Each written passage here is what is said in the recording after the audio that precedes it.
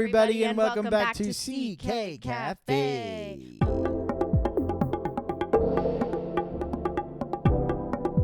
How you doing, Rosadine? I'm doing just fine. Thank you so much for asking. How are you doing, Ethan Felizardo Castillo? Oh my God, that was such a good pronunciation of my Thank name. you. It's like you know it so well. It's or almost something. like I know. I hear it a lot. Yeah. It's almost like so. I'm good. I'm very excited for this episode. I know. This is a great episode. Yeah. With a one Mr. Parker Foster. The Parker Foster. The Parker Foster. Indeed. Yeah, we had such a good time chatting with him. Great I could have time. chatted with him for like 8 more hours. It was crazy. We literally did, though. Like, once the episode ended, we just kept the conversation going. Yeah. It just was amazing. Parker is if you don't know who he is, he's a wonderful filmmaker, award-winning filmmaker, has made some wonderful shorts, really engaging commercial work. And also, he runs probably the most popular filmmaker meetup networking event in New York City called Filmmaker Friday.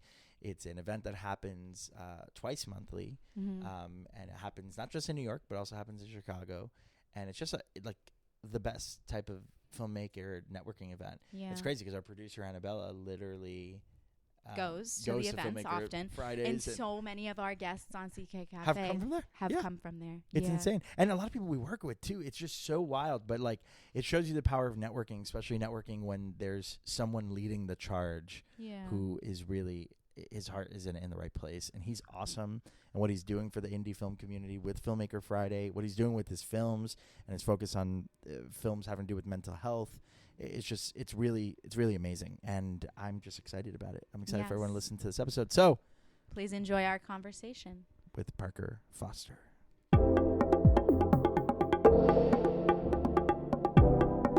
Hi, everybody. Welcome back to CK Café. I'm Rosie Dean. I'm Ethan Felizardo Castillo. And today we are joined by the amazing, my favorite adjective of all time. Yep. Parker Foster. How you doing, my friend? How's it going? Thanks for having me. Dude, thank you for coming on. This is adorable. I feel like I'm in like an apartment and right? It's cute. I feel like I'm like the set of like Friends, but like 2025 Friends. That is the best compliment. That's great. That's so I love sweet. that. You know, the thing about this place, every time anyone comes in, the thing that they say is that it feels like home. And like, I love that. I think that's what we always try. All of our spaces. We spend enough time here. It's starting to feel so. It basically is. I thought home. I walked into someone's apartment. I was like, this is cool. You guys are really grassroots. grassroots. The little loft up here, the little string lights. Yeah. Someone walked by the other day and they like peeked in and they were like, "You guys live in here, don't you?" We were like, "No, we don't. I promise." I'm like, there's a shared bathroom. I don't want to live here. It's communal space. Yeah, No, it's very. nice. It is like there's people cutting wood over there across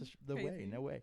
Well, dude, tell us a little bit about yourself. Tell us about what you do, about your art and your amazing Filmmaker Friday. There's a million things that you do, and I want you to get into all of it. I'll give like the spark notes, and then feel free to kind of take it wherever you want to from there. Yeah. So I originally started as a filmmaker in like the world of skateboarding. So this is like 2011, 2012.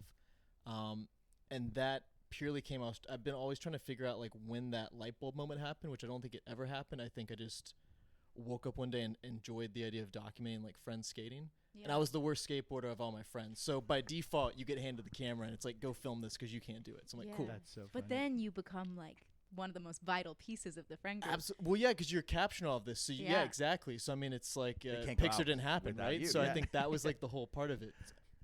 There was something about getting out of school, going to the skate park every day, and filming friends. That was like, there was some sort of high that came from that, and I couldn't figure out what it was. And I think when you're like, at the time I was 14, I don't think you even clock like, is this a career path? Is this what I want to do? You're just so in the moment of like, I just enjoy doing this every single day, and that's it. Like, you aren't even thinking past like the end of the day.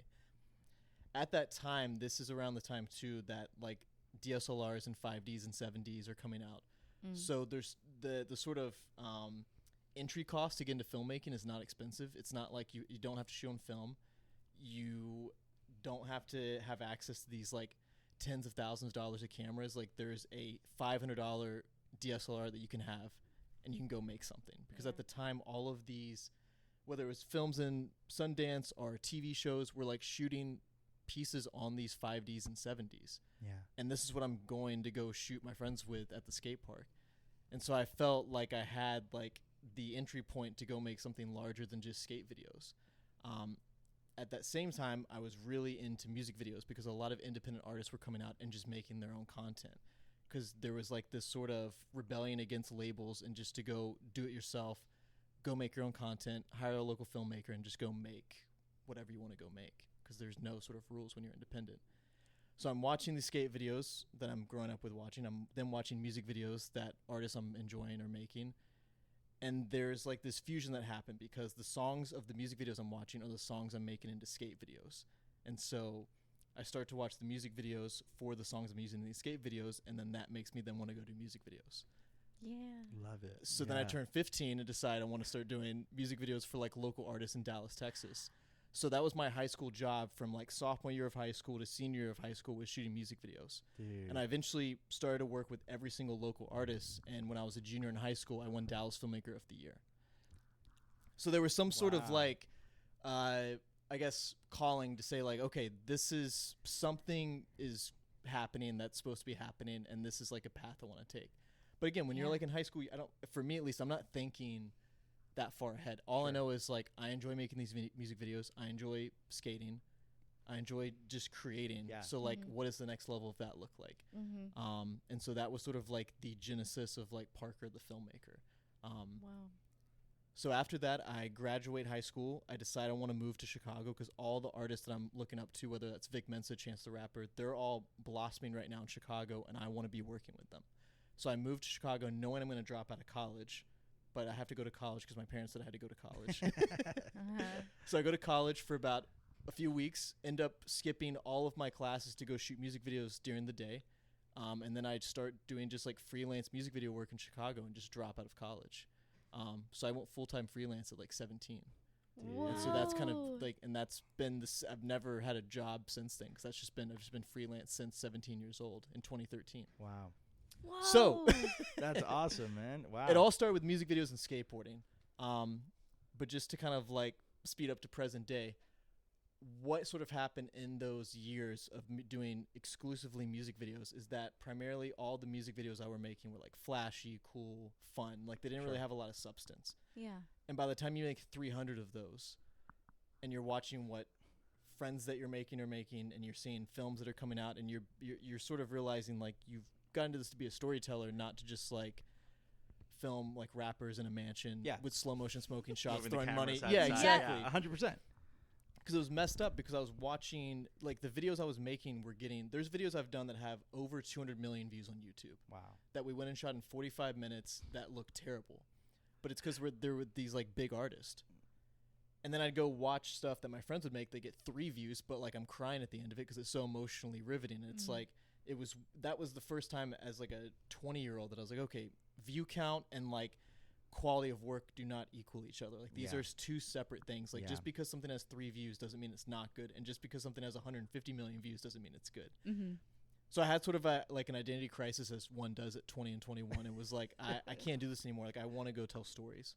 So I pivoted to like narrative and commercial, primarily like directing, and that has sort of been like the path that I've been on now, is wanting to just be a storyteller and tell stories that feed me, not just like emotionally, but like can sort of be conversation starters for people as well, because I feel like I'm for the most part tackling subject matter that is relatable to most, that some people don't like to talk about, whether that's mental health or anything to do with just the ups and downs of just being a human, and addressing those like uncomfortable conversations, but putting them out there to then make it comfortable, because people are seeing an example of that in a film rather than just imagining it. Totally. So yeah, that has sort of been like this, my mom calls it like this like constant pivot and just like all these turns, because it's just, if you asked me, and there is like an interview when I won Dallas Filmmaker of the Year, I'm 17 and I'm like, I just want to make music videos for the rest of my life. And like that was my goal.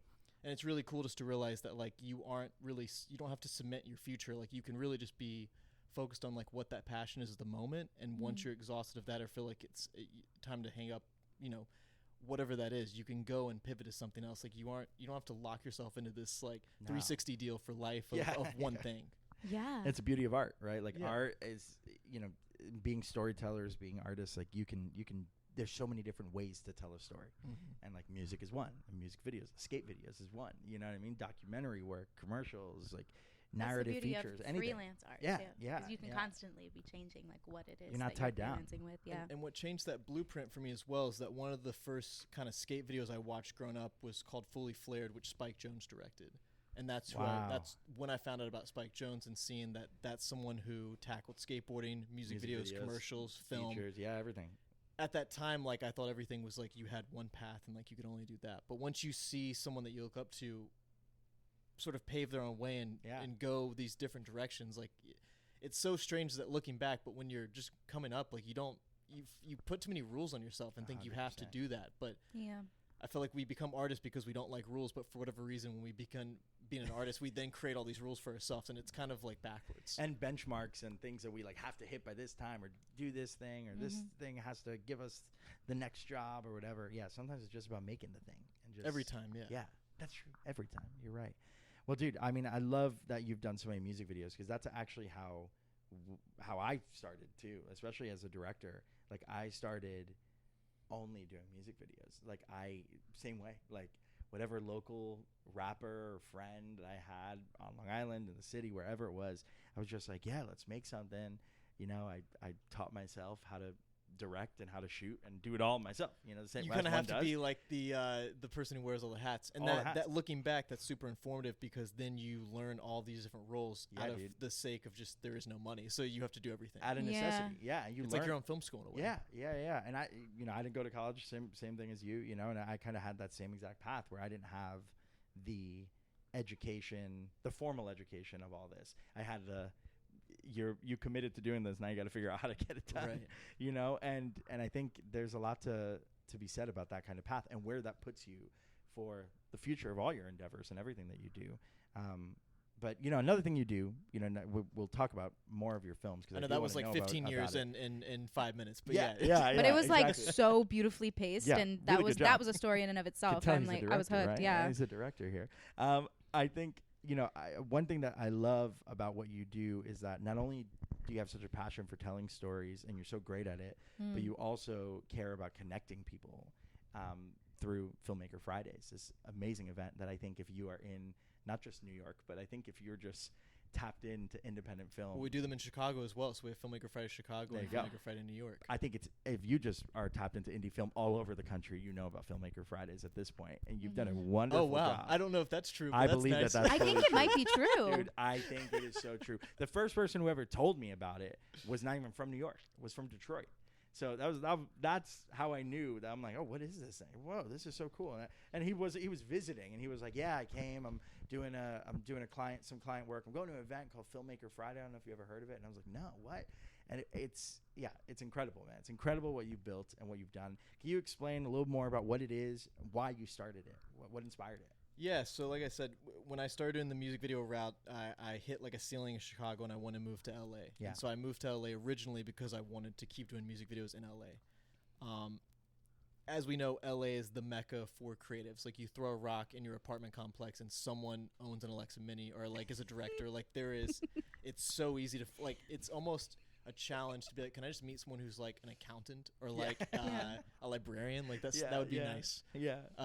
But everyone's a filmmaker, and so you would think with every single person being a creative, it would be this communal hub of people collaborating and being so interconnected. But I found it to be quite the opposite, where it was like each neighborhood felt like a high school lunch table, that everyone's kind of in their own little like worlds, and no one really tends to cross paths with people they don't know. Everyone kind of sticks with like their crew, and like you don't really see people intersecting a lot. That was my experience, at least.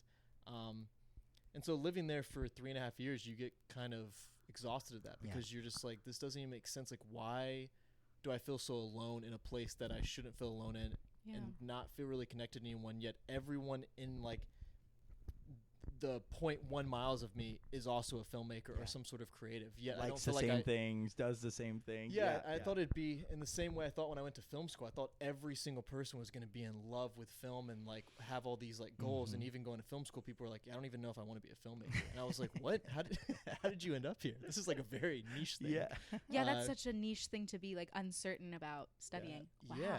And same thing with LA. You come there and you think everyone wants to connect, and they don't. So when I moved to New York, and I moved to New York purely just because I wanted to live in New York, and it had nothing, like, there wasn't really any work out here for me, but I just, like, wanted something, I just needed something different. And I think you have to kind of just, like, throw yourself into situations in life that are totally out of left field just to kind of almost realign and recalibrate.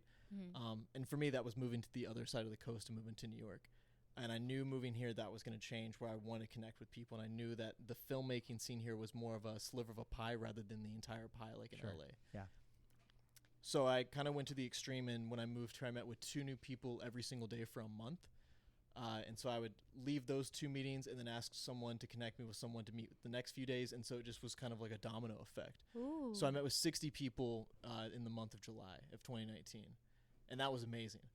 But every single person I would ask who I'd meet with, I would ask them really, like, what events or what kind of ways to connect with people are happening here. And there didn't really seem to be a consistent one. There was maybe a quarterly one, a holiday one, a special one when, like, Tribeca came around, but there wasn't, like, a monthly event.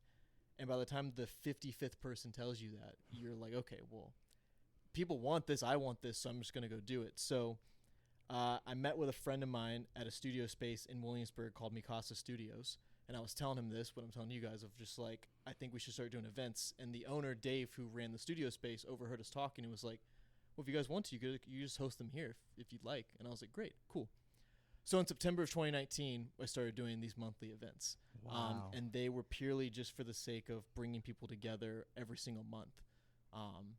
And for a while, and what I mean by a while is just a few months, because 2020 was around the corner. But these events were growing, and they were a bit different where they are now, where these would be more mostly panel discussions with filmmakers, and then a mixer would happen afterwards, where I think for the most part, like, our events now are just mixers. Yeah. But it'd be like a director and a DP who work together a lot, and the conversation would be about, you know, how does a director meet a DP? How does a DP meet a director? And what does that relationship look like? And then someone got, like, a staff pick on Vimeo. So they came in and they screened their staff pick, and they're like, here's how I got staff picked, and here's why you don't need to go into making projects saying I'm making this to go win an award, because you'll never win an award like that. Like, it was very meaningful conversations. That's great. And then we had our January 2020 event. That was great. And then for February 2020, I reached out to a friend of mine, Chase Irving, who shot Black Klansman. And the director of that was Spike Lee. And it was huge because this was, like, the biggest director he's worked with. He was going to come in and talk about how he came up from, like, this scrappy filmmaker to then DPing a film with Spike Lee. Yeah. This is February 14th of 2020. So that was the week that the world shut down with a pandemic. I was going into 2020 being like, this is going to be the year that Filmmaker Friday and, like, the world of community kind of takes over. And then it quite literally did the opposite, where we all went inside and it was very insular. But looking back, that was a tragic couple of years, but the beauty of that was that I think we were so apart from each other as people that when we came back together, we realized how important community was. Yeah. And so these events sort of relaunched in 2022, 2023. And I found that it was a lot easier to get people to come out to these events because everyone was so everyone wanted to connect. Yeah, everyone had been like a turtle trapped in their shell for like 2 years and just like away from everyone. And I think you get a little comfortable with that, and everyone becomes kind of, I think, recluse in a good way, where they're like, they kind of like not being around people. You kind of get used to it, but then once you get around people again, you start to feel that high inside, what it feels like when you just connect with humans, and you can't replicate that with anything else in your life. No. Yeah. So that really changed everything, was coming out of that pandemic and having people reconnect again. So that sort of was like version 2 of like late 2023, when kind of things became more open and more just like the world was becoming like the new normal, as everyone called it. But that was sort of like the reiteration of what was being built in 2019. So what is happening now is sort of what I think would have happened if like the pandemic if that wouldn't have happened. So right now, for the most part, everything that we do with Filmmaker Friday are 2 monthly events on a Friday, and for the sheer purpose of just bringing people together and putting them in a space. The reason why most of the time we don't have panels or like a proper event, because I feel like we're spoiled in New York, where you could like text me tonight and be like, hey, do you want to go see this like Quentin Tarantino Q&A? And like that would be normal. Yeah. So we can't compete with that every single month. So I think just having a space people can come to, and there's like there's no pressure. You can just like show up, get some snacks, get a drink, and just like hang out with friends if you want to. Sure. And there's like it's not like this big event that you have to work up to. I think most creatives by nature are the most introverted people. So I think when you give them too many things, like saying here's an itinerary of what event's going to be, I think you push people away. Great. So knowing that it's just a place I can come and meet people, it's awesome. Yeah. What's different though about Filmmaker Friday in Chicago that we do, because we do New York and we do Chicago, and both are 2 events every month. Those events, just because it's not the same insanity of events that happen here, where there's a million filmmaking events that happen. Chicago, way smaller film scene, sure. Not much happening in terms of like directors or filmmakers coming in and doing these large panel events. So we primarily do panel discussions in Chicago. So I went to the Chicago event 2 weeks ago, and that was a board of a panel of 3 different film festival sort of people, and then talking about what that process looks like, how you go about getting to film festivals, how to submit to film festivals, not just making something and saying I'm going to submit to Sundance, not even realizing that the film you have is not really a Sundance film. Like, very important conversations that we don't really have access to if you don't realize like those are things. And so the Chicago events are really more for the kind of panel discussions that are kind of more eye-opening and just like educational, just kind of helping people out. And then New York is just to bring people together. I think New Yorkers in general just like a place to come hang. I think that's true. Nice. So that's the last 7 years of Filmmaker Friday. Dude. I love it. You must know so many filmmakers and people in the industry, right? Like, you, for the most part, a lot of the people that you collaborate with, effect, I would imagine you met through that, right? Right. I mean, me being a filmmaker, I already have like my Rolodex of people, but I mean, it's definitely ballooned like crazy because you meet so many people who come to these events. Yeah. But what's so rad is that I think the events are really for people who do not know anyone, or at least starting out and just like have no connections whatsoever. Filmmaker Friday is meant to eliminate like 75 coffee meetings and let all those happen like at 1 or 2 events. Yeah. Because everyone's like, I mean, we're all humans. Like, you can't just have a coffee meeting every single day with someone. It's like, economically, that's like not good. And then not in New York. Yeah. And then no one wants to just be on Zooms all day talking to people. It makes a whole difference when you can just meet people. In like a low stakes environment. And catch like a genuine vibe of like, do we get along? I feel like when you set a meeting or like a general, there's so many walls up. There's so much tension that doesn't need to be there. Yeah. I feel like an event like that, it's like, who are you really? Who am I? Do we vibe? Are we aligned? Yeah. Yeah, and you tell me what you do, and like I hear more about you, and then 3 hours later I might meet someone. It's like, oh, you have to meet this person I spoke to earlier, and like I've seen that happen a lot too, where it's like these like reconnects happen of like, oh, I met this person earlier. This person's perfect for them to meet. And like it's just kind of it's like the perfect marriage of just bringing people together who just want to connect with other people. That's amazing. What's your favorite story that you've heard about connection coming out of Filmmaker Friday? I mean, there's a lot, which is I think every single event I go to, somewhat at least one person will come up and be like, I literally made my first like short film, or I made this. Without Filmmaker Friday, I wouldn't have been able to make X. Like, and it to know that was like a stepping stone to be a part of like their creative journey is huge. Yeah. For me, the most important thing is that I think it's almost in a way I'm doing these to pay it forward for people to go through this process of like meeting other people, and like it's people for the most part who are starting their careers, and if they can have this experience with Filmmaker Friday, and then as they grow in their career look back on that and want that as well, and they start doing their own events, like for me I'm hoping there's like a domino effect of more events like this to happen. I'm not trying to have like a monopoly on events. I want everyone to go make their own events. So people will be like, hey, you should go do this event like tomorrow. It's like, you should go do it. Like, it's like, why don't you go? It's like, you should, it's like, that's what's so amazing is like, if you have an idea, go do that. Like, you know the people. So like, don't rely on anyone else to do that. You should just go do it yourself. But in terms of just like, if you want like a specific story, we had an event 2 weeks ago for my friend's film Urchins, and he made that film because 3 years ago he came to a Filmmaker Friday and he met a DP there. They became close friends. They never worked together, but they just stayed close friends.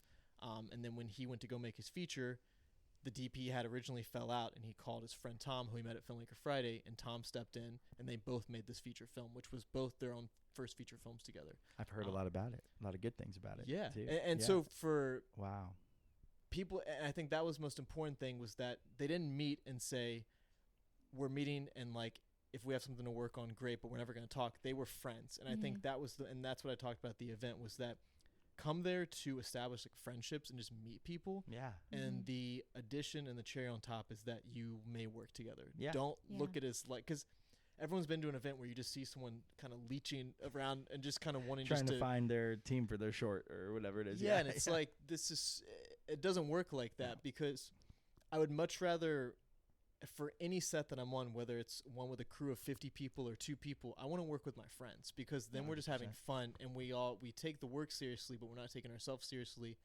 and we're enjoying the time we have together. Like, we're so spoiled that we get to be filmmakers for a full-time job. So why would I want to work with someone who's just miserable and like not nice and just like wants to just like squeeze kind of whatever it is I can give them, and then they can move to the next thing. Like, I want to work with the people I'm friends with. So if you establish friendships, like, do that first, and then let that then be the entry point to the collaboration that you have together. Couldn't agree more, man. Totally. Couldn't agree more. Yeah, I feel like events like yours are so vital for like the growth of indie film too, you know, like it's amazing. It removes the gatekeepiness too. I feel like when you're trying to break into something like film, it's so hard to like get people to take a chance on you.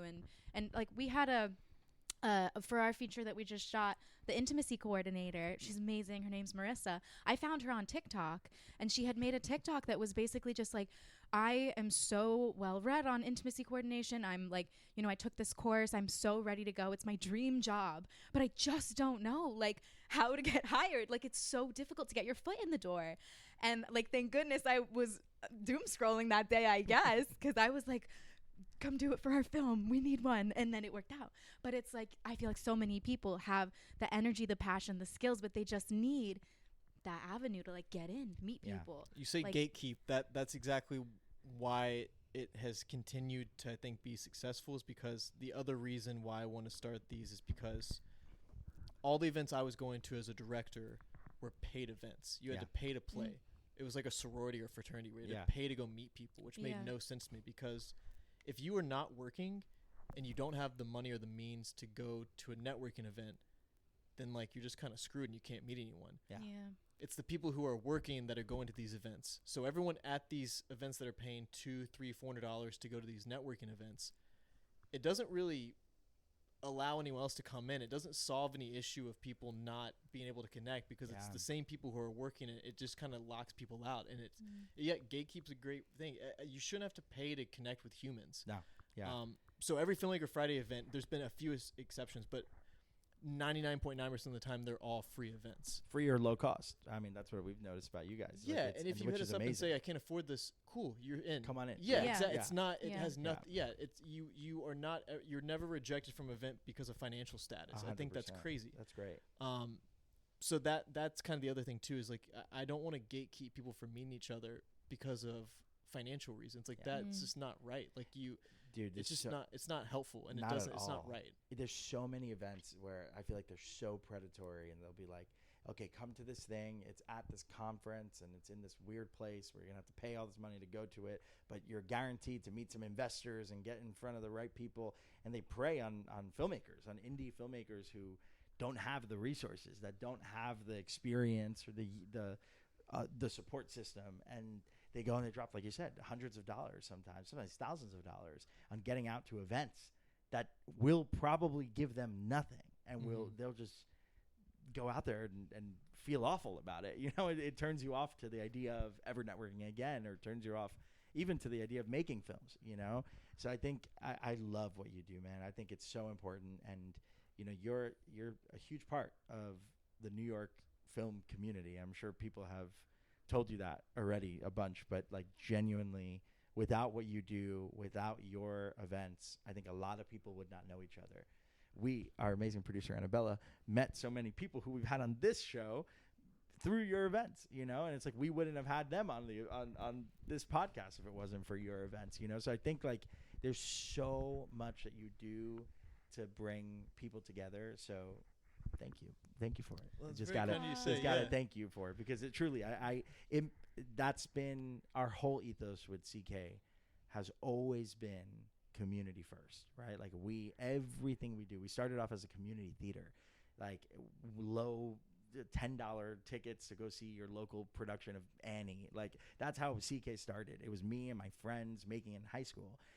And when we started making films, even now with our monthly shorts that we were telling you about, our whole idea is like, we want to make sure to do things that are accessible for people. We have been trying to do more free theater, right? Theater is like one of the most gate-kept art forms in the world. Which is so weird because it's the one that you can do like on the spot anywhere at any time. But for some reason it's so expensive. Yeah. And I could put on a one-woman show on the street and make it free to come to. But for some reason it's so difficult to find free theater. And like, and it's usually a free class in high school you can take too for theater. So it's all it's like the most accessible art form. It is one of the most accessible art forms. You don't need beer, you don't need anything. Yes, dude. So like for us, like, you know, anything that could be free or cheap, like even the events that we have, we do, you know, screenings and different kinds of events. Our focus is always, how can we keep the price low? You know, sometimes, like you said with Filmmaker Fridays, there's some events where maybe for some reason you have to charge a little something, but for us it's never about, we're not going into it like, now we're going to make all this money. I don't think we've ever made a profit off of an event. Like, we always lose money. We don't care. Yeah, that's not why you do it. We do raffles sometimes where like just the fact that we bought this gift card to B&H is going to put us in the red, and that's fine. You know, that like for us, the events, just like your events, I think it's about community, and I just appreciate it so much. I know Rosie appreciates it too, but like, well, it means a lot. I don't want to. I don't want you to go too much on a tangent so we lose that moment, because that was like the nicest thing anyone's ever said. So that means a lot. I think it doesn't seem like you're.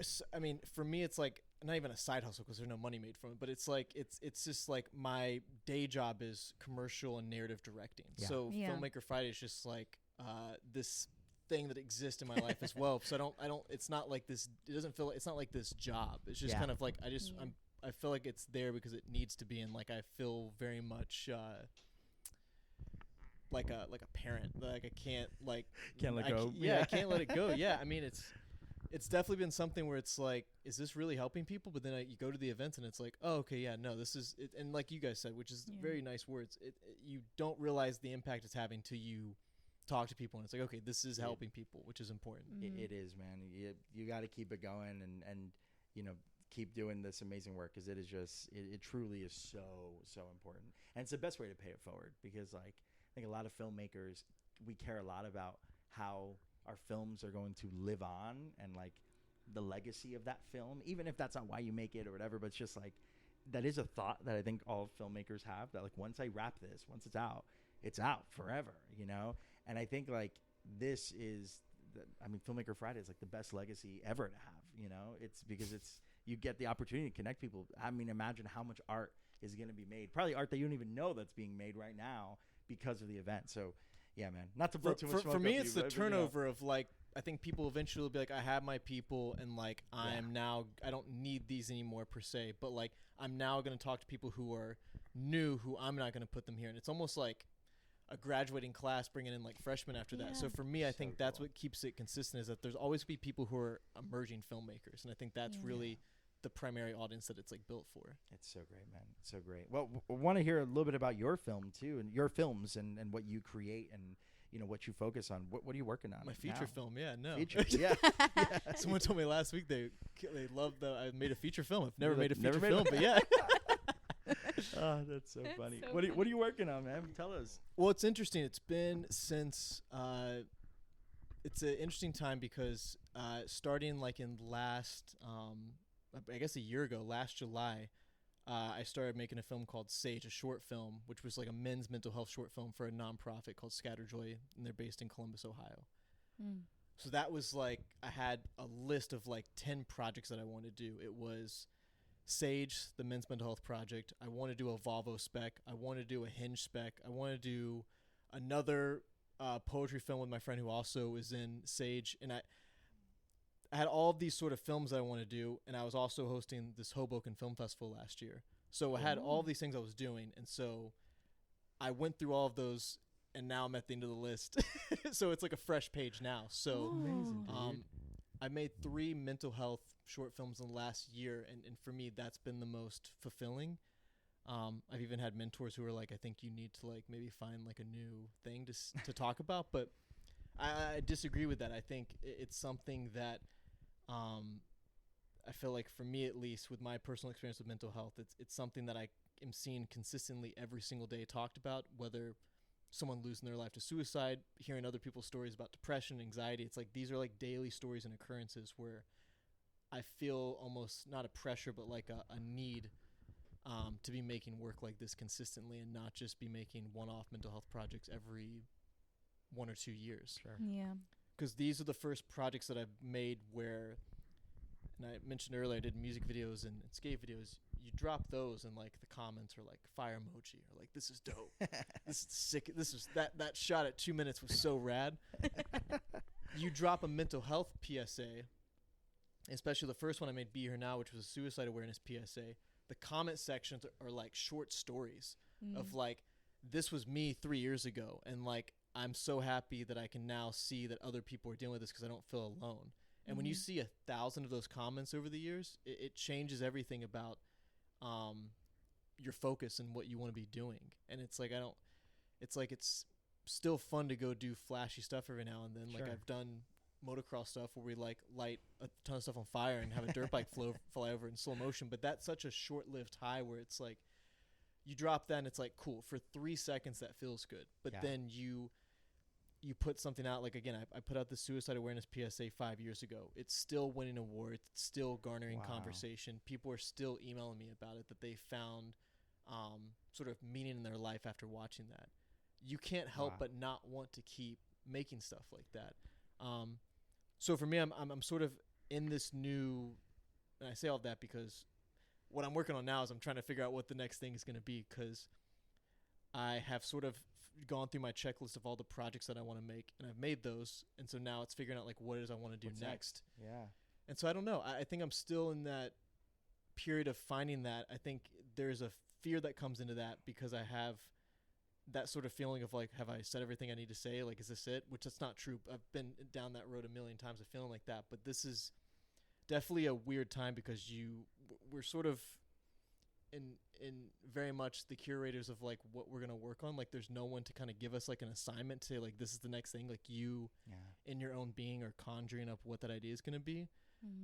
And I think with everything I'm tackling that is very usually visceral and like very personal topics, that it's such a emotional kind of whirlwind to like go through that and say like, what am I wanting to like put out there next? And so I'm in the sort of, I think, beginning stages of figuring out what that is and what that's going to be. And what that has sort of developed in the last month has been me realizing that I'm ready to go make a feature. So I've started to outline and write my first sort of draft, my first feature. So that's been like this next journey. Congratulations, man. Thank you. So you write and direct your work, typically both? Okay, cool. I love that. I love when people do both. I could never, so cool. I could never be given like a script and say like, go make this. For me, I would tell the writer like, you should, like, why aren't you directing this? And I totally respect like the collaboration between writers just want to write and directors just want to direct, but like I have to direct the own stuff that I write. That's amazing. But what's been really beautiful is that I think the last like 4 films that I've made, and I think almost every short that I've done, there's always a script that I write, but most of the time it's turns into improv pretty quick. So I've never made anything where it's like off the book, like just scripted.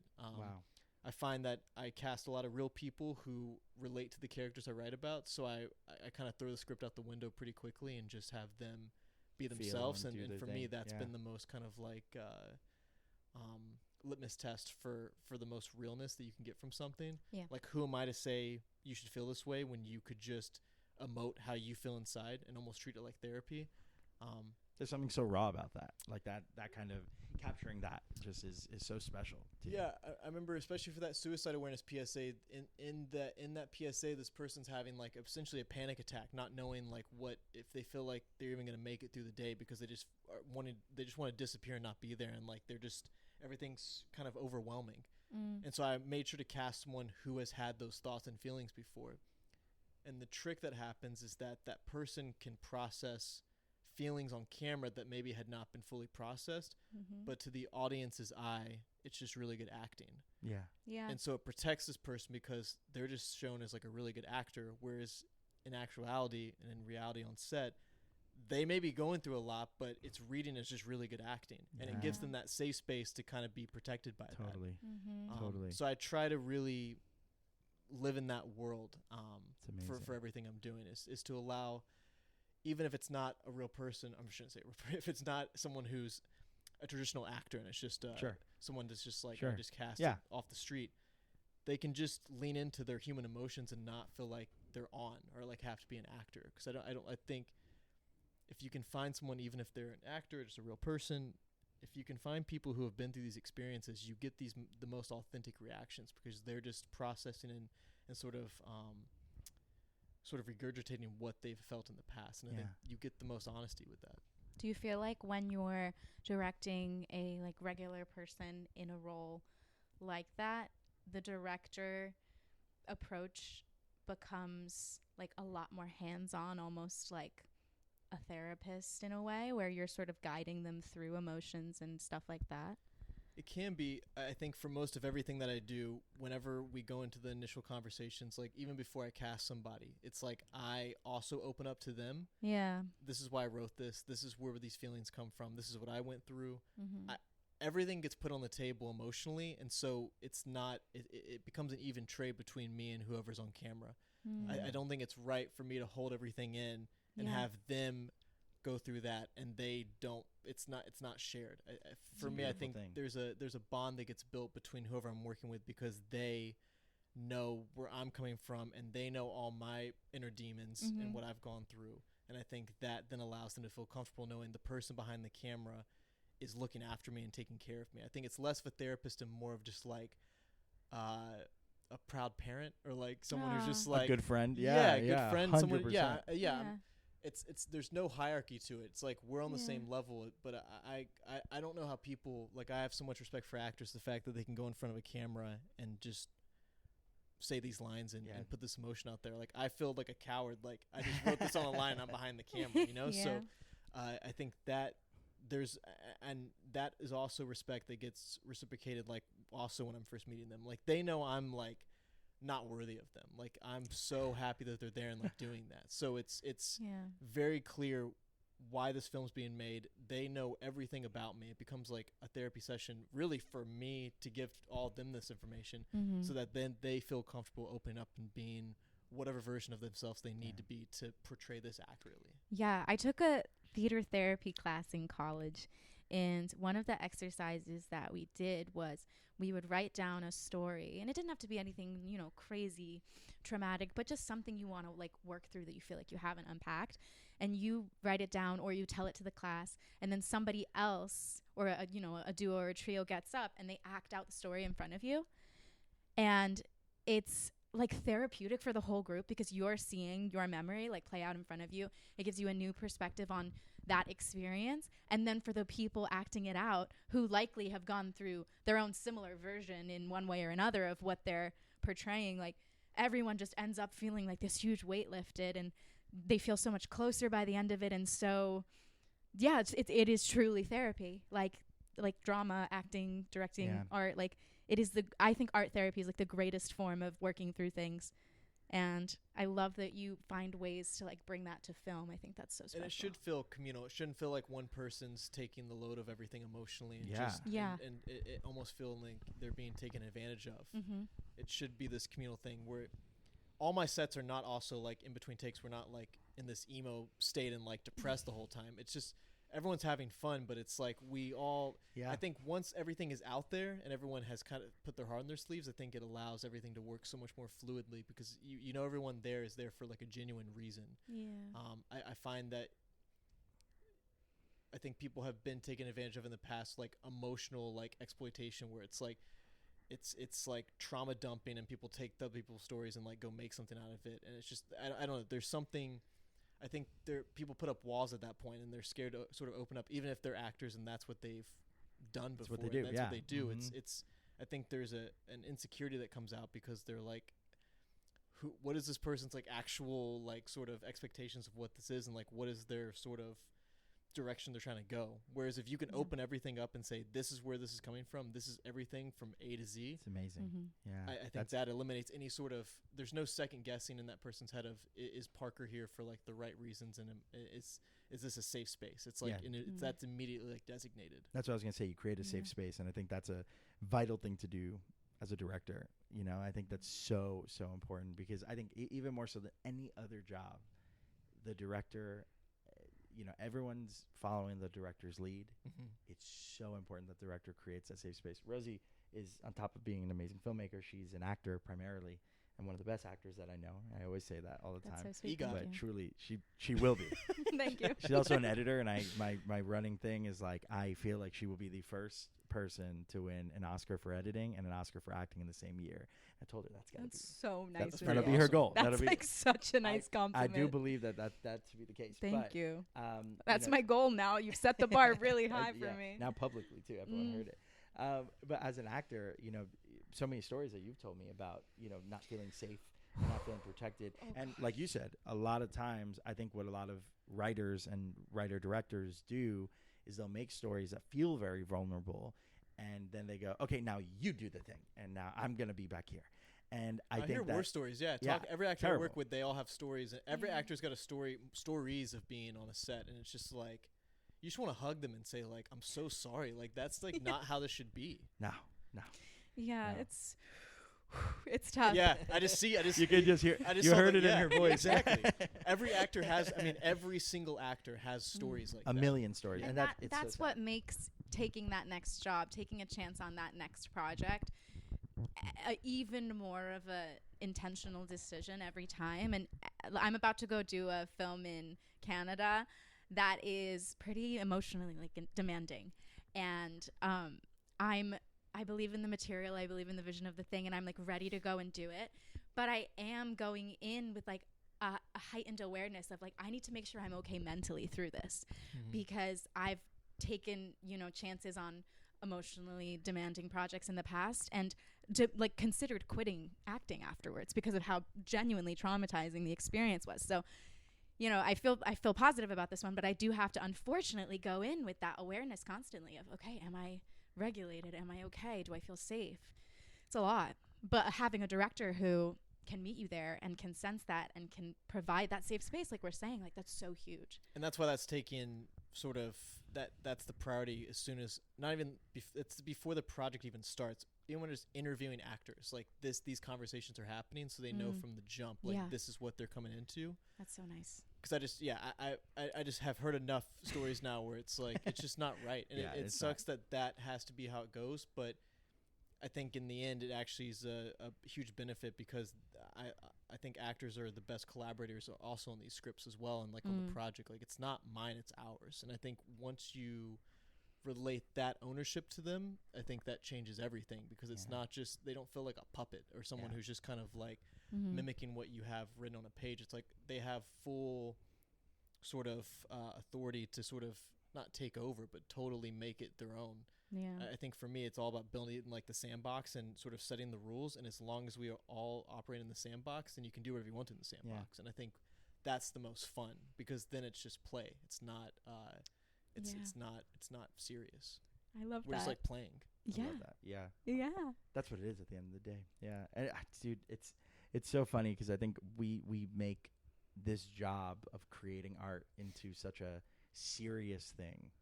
It's just so weird sometimes. I'm just like, you know, it's we're telling serious stories and all this stuff, but at the end of the day, like you're saying, it is play. Like, we are adults who get to play make believe and make a story. And like, I think if you don't have that childlike wonder when you approach a project, no matter how deep the subject matter is, no matter how vital it is or how adult it is, like, it's just so important to have fun and enjoy yourself. And like, creating that safe space is where it starts. I feel spoiled because I get to, my like day job is commercial directing.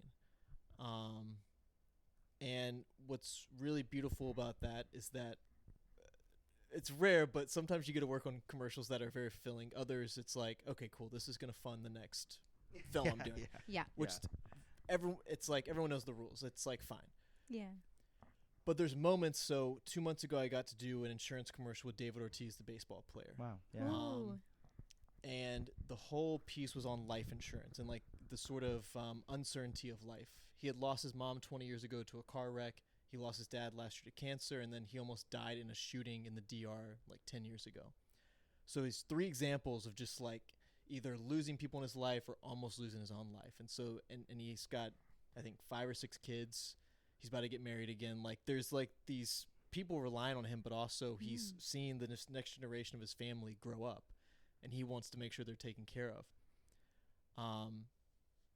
I'll try to be kind about this, but the creative that the client had was very much taking advantage of him, and they were exploiting his trauma.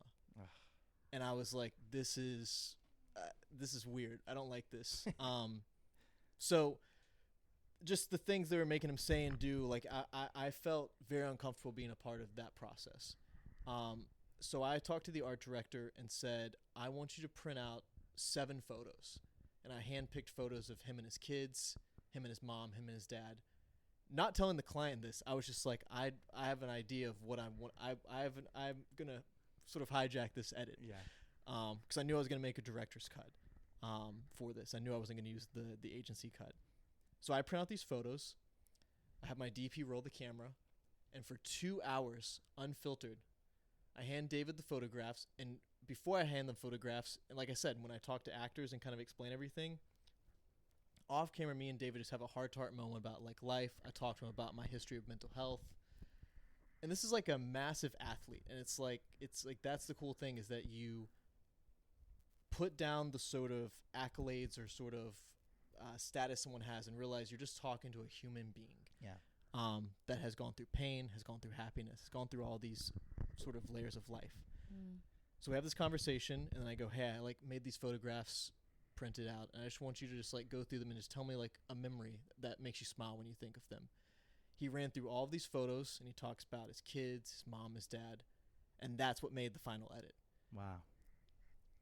I think that was a moment. The reason I'm saying all that is because, one, it's really beautiful to take that experience of like narrative directing and apply that to a famous athlete and for like an actual commercial. Yeah. Yeah. But also realize that sometimes the people involved, in this case, the client, and in some cases other directors, are exploiting people's trauma to benefit them. And it's so wrong and terrible. And I can fully now understand why anyone is maybe anxious or hesitant to open up, because I can't imagine what that feels like to be sort of taking loss of your parents to then give business to a company. It's like disgusting. Yeah. And so for me in that moment, I felt like it was up to me, and this was all unscripted. This was not in our day. This was not part of it. This was like, this was something that like I had like the AD like add in time for, because I was like, this just isn't right. Yeah. So that was added in for me to leave that knowing that I wasn't going to be a part of that posse of like Parker was in on this thing, like taking advantage. Like, no, Parker cares about your story and wants to hear from you who you are. And for me, that was definitely a moment that I'm trying to take into everything I do, where I want to be hyper aware of people's just experience and like wanting to make sure that they know I'm there for them. And that's whether amazing, that's man. A mental health film that I'm casting someone, or it's David Ortiz and we're doing an insurance commercial. It's like that. There shouldn't be an asterisk next to those projects. Yeah. It should be, every single project should be like that. Yeah, that's beautiful, man. That's really beautiful. It's such an admirable way of approaching it too. And I think all of us filmmakers at some point can lose sight of that because of all the powers that be, the stress on a set, the client, if it's a commercial, if it's some business. So it's easy to go the other direction and go with what that creative wanted, but it takes a lot of guts and experience and compassion and being like just a good person, to go and do that. So yeah, wow, what a beautiful story. My goodness. Yeah, that's just it's been on my heart really recently, and it's still kind of like really upsets me. So it's just I've never been a part of something on a large scale for a national ad campaign where the powers that be are basically exploiting someone's parents' death to sell insurance. Yeah. I mean, it was just like it's like you expect it, but also you don't expect it. Yeah. Like, wow. I mean, and to know that, I mean, you're the director, so your name's attached all to that. Over. And it was just like, I can't do, like, this is just, like, you guys can have the money back. Like, I don't care. Like, I'll walk off the set. Like, I can't be a part of this. And so it's there's a weird dance that happens, especially in advertising, and that's the sort of intersection of like being a film director narratively and then commercial directing, where film is to tell a story and help move people through emotion. Advertising is to sell things and show something so people can make money. Yeah. And it's like there's a strange balance. And if you're doing like fun commercials and it's just like, I don't know, Sally's Bake Shop, it's like, okay, fun. There's no exploitation there. But when you're dealing with death and people's emotions and topics that people don't even open up about in private, yet alone on public national TV. Yeah. It's just, it's like, it's sickening. So it's something that I'm trying to be more sort of vocal about. And I'm happy to slow my commercial career down and burn some bridges if it means that I don't work with those people. So for me, that I feel like the moral compass comes before the paycheck. Yeah, that's how it should be. That's and great. It's admirable that you do that, dude. Like, for real. And I think too, like, that will speak through the work, and I hope it'll inspire other people to adopt that same mindset, and hopefully we can begin to change the industry, because there's so much about it that's so exploitative of people's emotions, time, ideas, everything. So good job. Love that for you. Love that for... Well, I think we're becoming more outspoken as people. I think no matter what it is, I think people are learning that you can speak up now, and like people will listen. Yeah. And I think we have a long way to go, but I do think there's been huge strides that have happened with people opening up and being more vocal about this is not right and we need to speak out about it. Yeah. 100%. And I think it very much just like when someone sees, like I said earlier, someone sees a mental health piece and they're like, I've never talked about this and I didn't think anyone else dealt with this, and now that I have something to connect it to, I now feel open to talking about it. The same way that if someone opens up about something that's going on set, others have similar stories and they will then feel open to talking about it because someone else opened up that door for them. Yeah. Totally. Yeah. Wow. Well, Parker, I could talk to you literally forever. I know, forever. I don't even want to end. I see Annabelle in the corner like, hey, we got to wrap it up.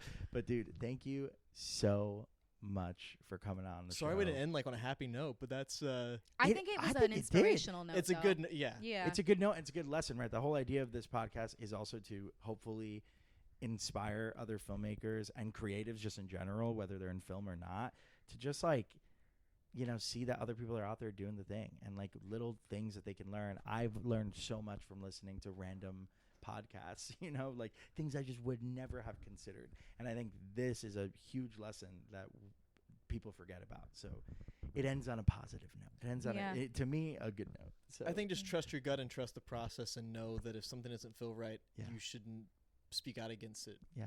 Whether it's on set or wherever. I think that's just how it should be. I think we're conditioned to know that if someone's older than us, they know better, and that's not usually the case. It's everyone's human and has flaws. So I think to speak out and just to own your truth is the way to be in life. Love it. Love it. Own your truth. That's what Rosie's going to do on this set, too. Yeah, I am. This is on every me. set, Thank you. Dude, thank you so much. Again, we really appreciate it. Can you just let the audience know where they can follow you, they can keep up with your work, and where they can follow Filmmaker Fridays, all that stuff? Yeah, you want to look into a camera? Yeah. Whatever you want. Which one, sure. the fisheye one or maybe this one? Ooh, maybe this one. Okay, so Filmmaker Friday, we have it in New York and Chicago. So you can go Filmmaker Friday New York on Filmmaker Friday NYC on Instagram, and then Filmmaker Friday Shy on Instagram as well. And then parkerfoster.com, and then hopefully you see a feature film like in a year or two. And hell yeah, you will. We will see a feature film. There will be an actual feature, unlike what unlike other before, people might have thought beforehand. There's allegedly a feature out there now, but there's not one. But there will be a feature eventually. Yes. That's so funny. Well, dude, thank you so much. Good luck with everything, and can't wait to keep supporting everything you do, man. Thank you guys for having me. You're amazing. You. Oh, thank you. That's so sweet.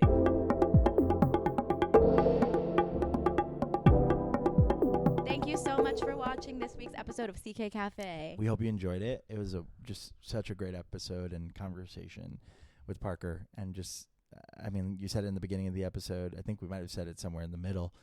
But I could just keep talking to the guy. He's the best. Super, super cool. Make sure you go check out Filmmaker Friday. You can find out all the information online. Literally just type in Filmmaker Friday. Guarantee it's going to come up. If you haven't been to a Filmmaker Friday, go. If you've been itching to network with more people, that's the place to go and do it. So make sure you go check it out, and check out more of Parker's work online. He has some great stuff that's out there online and is working on some amazing things. So really pumped to be supporting him. Yes. Thank you so much for watching. You can follow CK at CK Productions NY on Instagram. You can also learn more information about us on our website, ckproductionsnewyork.com. And don't forget to subscribe to our Substack, CK Productions on Substack. And do you like my new hair? Do you like Rosie's hair? I hope you like it. I had first episode with the new hair. had to dye it and cut it for a film I'm doing. I'm very excited. So it's very new and it's very different, but it's here. Comment on our YouTube channel if you like Rosie's new hair. And make sure you subscribe on YouTube. Make sure you rate and comment on podcast platforms if you listen on there. It's super helpful for our show as we continue to grow it. And thank you so much. Thank you for supporting everything CK. It's been an amazing summer so far. And we're just so grateful for everyone's support for all the projects that we're working on. And our growing community. It's really been incredibly exciting to be a part of. Yes. And this episode, talking with Parker, just makes it feel, it reminds us the importance of community. So for sure. Go out there and connect with people. And as Rosie says, stay creative, kids. Ciao.